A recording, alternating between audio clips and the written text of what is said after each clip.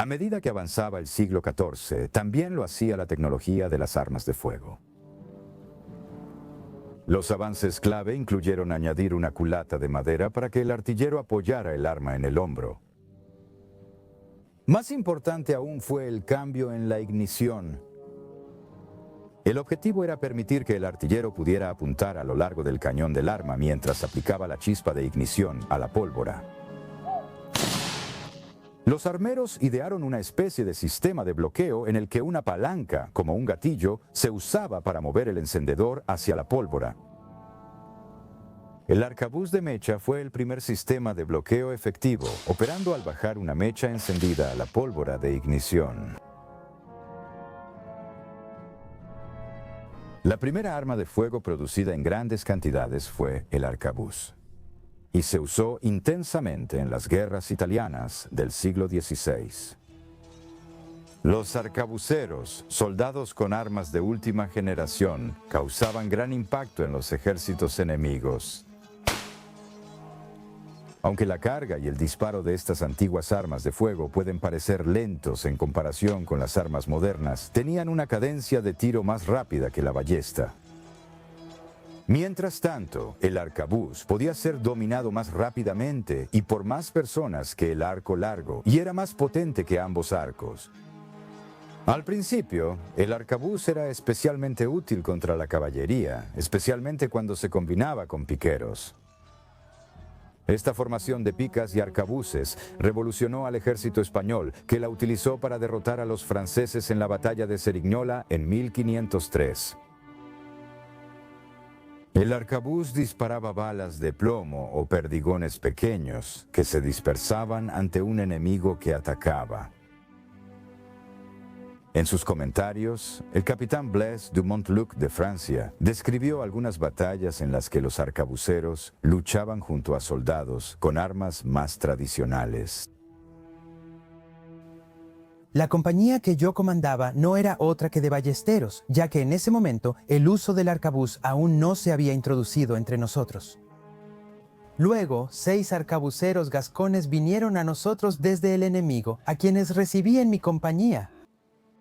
No pasó mucho tiempo antes de que de Montluc tuviera escuadrones de arcabuceros bajo su mando. Pero él mismo caería víctima de un disparo de un arcabuz enemigo. Sobrevivió a la herida, pero su rostro quedó destrozado. Ojalá que esta maldita máquina nunca hubiera sido inventada. En ese entonces no había recibido estas heridas bajo las que ahora languidezco. Tampoco tantos hombres valientes habrían sido asesinados, en su mayoría por los tipos más miserables y los mayores cobardes, que no se habrían atrevido a mirar a esos hombres a la cara, pero que a distancia los dejaron muertos con todas sus malditas balas. Lo que hizo que estas armas fueran particularmente mortales fue el desarrollo del fuego por descargas.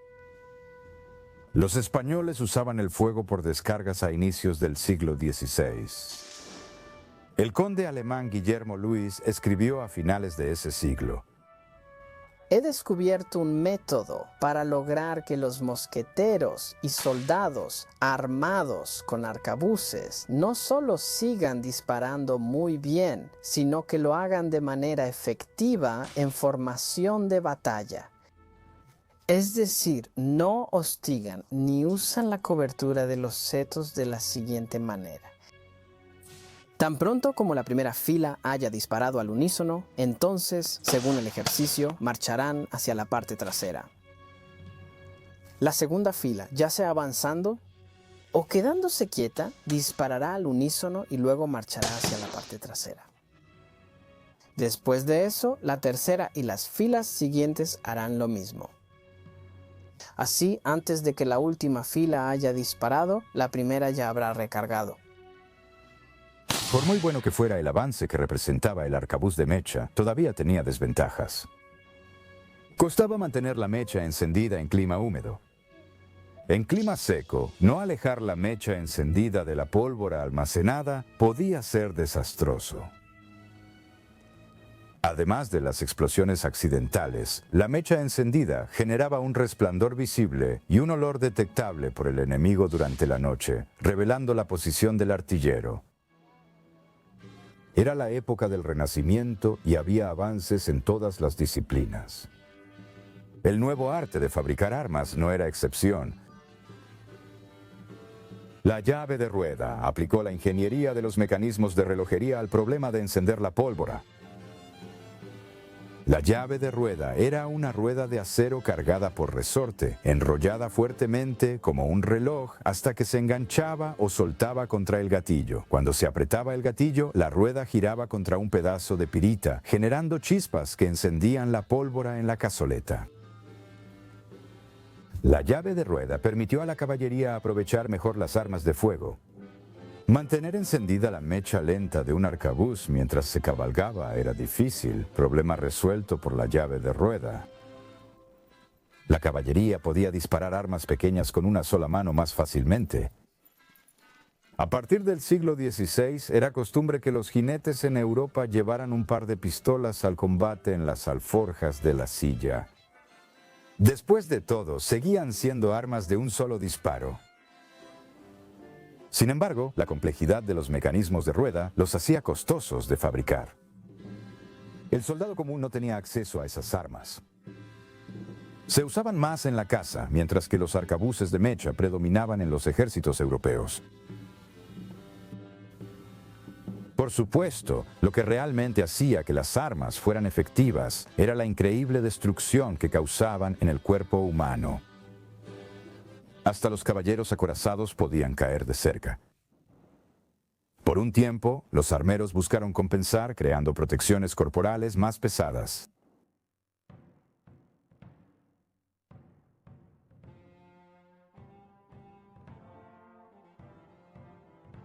Cuando los conquistadores españoles llegaron al Nuevo Mundo, en realidad fue esa armadura corporal, más que las armas de fuego que llevaban, la que tuvo mayor utilidad militar en sus asaltos a las poblaciones nativas.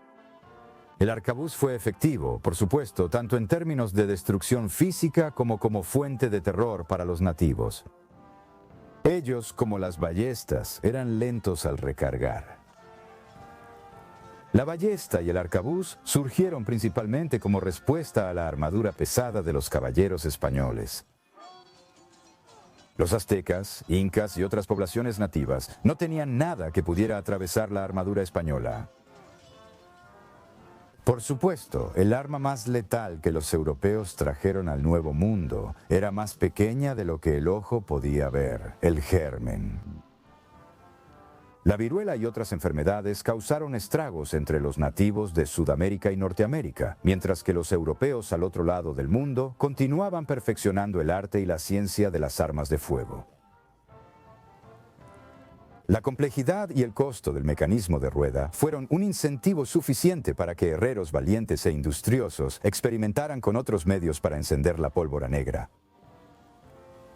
Desde hace tiempo se sabía que al golpear pedernal contra acero se producían chispas para encender fuego.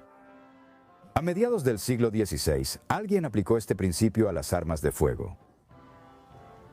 El primer ejemplo se conoció como cerradura de resorte. Un pedazo de pedernal era sostenido por un par de mordazas en el martillo del arma. Al jalar el martillo hacia atrás, se enganchaba con una palanca. Cuando se apretaba el gatillo, la palanca se echaba hacia atrás y el martillo se lanzaba hacia adelante, golpeando el pedernal contra una placa de acero. La fuerza del golpe empujaba la placa hacia atrás, exponiendo la pólvora en la cazoleta, al mismo tiempo que el pedernal sacaba chispas del acero. Algunos armeros en Inglaterra y después en América incluyeron un seguro llamado Dog Lock. Aunque el sistema Snap-Lock usaba pedernal contra acero, no se considera un verdadero fusil de chispa. Estas armas eran valoradas por los ejércitos, pero también por otros grupos menos respetables. El final del siglo XVI y el inicio del XVI-XVII fueron la época dorada de los piratas del Caribe. Estos marineros, fuera de la ley, aterrorizaban barcos y pueblos entre las islas del Caribe durante los meses fríos y luego se dirigían a Nueva Inglaterra durante el calor del verano. Armados con sables y pistolas de chispa, los piratas eran una amenaza temible para los desprevenidos. Muchos piratas de Nueva Inglaterra en realidad comenzaron como corsarios, contratados y autorizados por las colonias para atacar barcos propiedad de los enemigos de Inglaterra. Pero cuando Inglaterra ya no estaba en guerra con esas naciones, los corsarios podían convertirse en piratas.